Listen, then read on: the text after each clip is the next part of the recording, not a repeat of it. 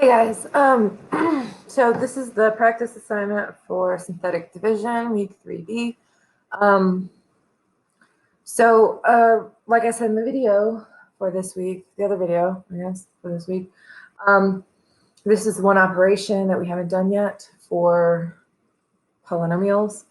And one nice thing about it is that it will tell us whether or not a binomial is a factor of a polynomial. So the way you can tell that, and if you haven't written this down, I suggest that you do write it down.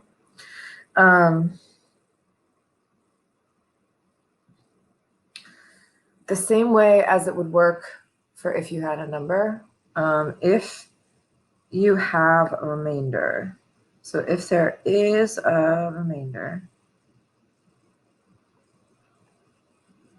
then it's not a factor. Just like if you were dividing 12 by 7, you know, there's one 7 in there and then there's a remainder of 6. So 7 is not a factor of 12. If there's no remainder, like if you divided 12 by 4, it is a factor.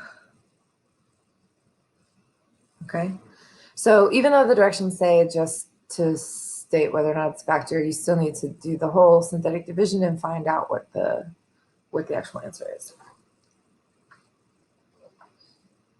So with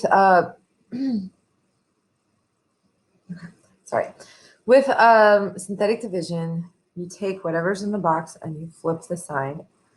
Sorry, whatever's in parentheses at the end, flip the sign and put it in a box.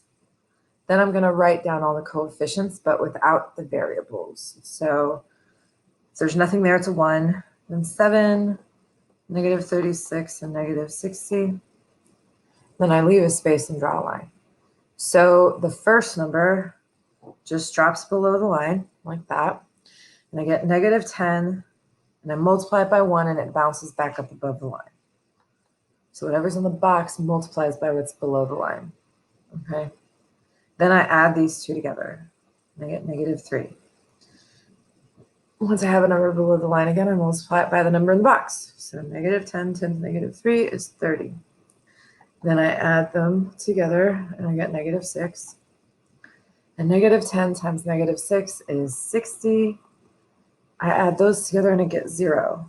The last number, once you get to the end of the line, should go in the box because that is your remainder. If it is 0, then you don't have a remainder. 0 just means nothing.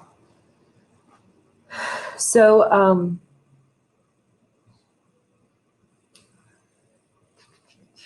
because I started with n to the third, I'm going to start my answer with 1 less n because I divided 1 out. So I'll get 1n squared, or just n squared, minus 3n minus 6. And you would say, yes, it is a factor because there's a remainder of 0. Okay. Number 2. You look at what you're dividing by, and you flip the sign of the number and put it in a box. And write out your coefficients, 1, 15, 44, negative 55, and draw a line. First number drops below the line. You get 1. Then you take the number in the box and multiply it by that, and it bounces up here. So you get negative 6. I add straight down, which is 9. Then I multiply. Negative 6 times 9 is negative 54. Then I add straight down, and I get negative 10. Negative 6 times negative 10 is 60. And I add straight down, and I get 5. Since it's the end of the line, the number goes in a box, because that's my remainder. So since I started my problem had v3, I start with v squared. And then I go down by a v with each number. If you have a remainder, you write it and you just put it over whatever you originally divided by. Like that. And then since there is a remainder, you would say no, it's not a factor.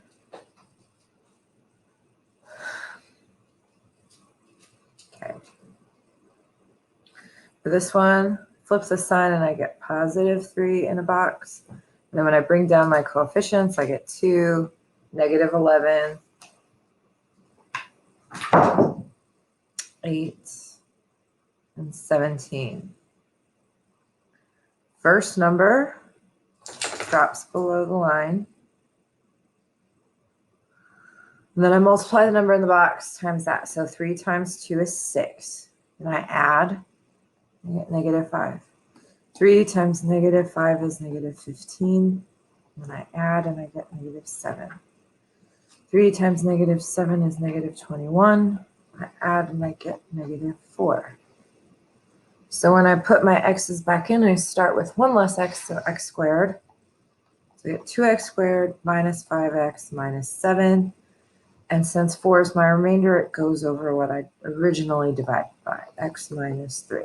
So we would say no, not a factor, because it has a remainder. Bubba, no. What? Go on. Number 4. Flip the sign and put 8 in a box. Bring down the coefficients. First number drops below the line. 8 times 1 is 8. Then I add straight down to get 4. 8 times 4 is 32. Add straight down to get negative 7. 8 times negative 7 is negative 56. Add straight down and get 0. Since my original problem had n to the third, my answer will start with n squared plus 4n minus 7. There's not a remainder, so yes, n minus 8 is a factor of the polynomial. 2 more. Number inside flips, goes in the box. So I bring down the coefficients without the x's, without the variables. First number drops below, and then multiplies by the number in the box, and I get 5. Add straight down, and I get negative 7. Multiply, and I get negative 35. Add straight down, and I get negative 5. Multiply, and I get negative 25. Add those together, and I get negative 4. So since I started with x to the third, I will start with x squared, because it's always 1 less because I divided an x out. So I've got x squared minus 7x minus 5, and then minus 4 over what I originally divided by, which is x minus 5. Since I have a remainder, I would say no, it is not a factor.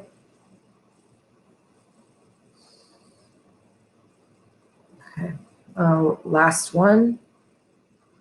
Take what's in what I'm dividing by and flip the sign and put it in a box. Then bring down the coefficients without the variables. First number drops below the line, and I multiply. Negative 5 times 1 is negative 5. Add those together, and I get 4. Negative 5 times 4 is negative 20. Add those together, and I get negative 5. Multiply, positive 25. Add those together, and I get 0. So since I started with p to the third, my answer will start with p squared. And since my remainder is 0, I would say yes, it is a factor. The only thing that we haven't gone over is just if you ever have something like this.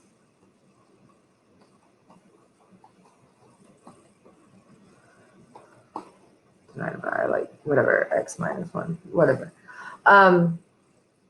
If you jump from x to the fourth and x squared, like you would have to put in what is called a placeholder. So it's like saying there's 1x to the fourth, but 0x3. So if you're doing synthetic division, every term has to be accounted for, and if it's missing, it would be a 0. So this one, the setup would be like this: 1, 0, 3, 2, 7. If you didn't have the 0, you'd end up with the wrong answer. So just something to think about. Anyway, That is the end. If you have questions, please email me. And I hope you guys have a great weekend. Thanks.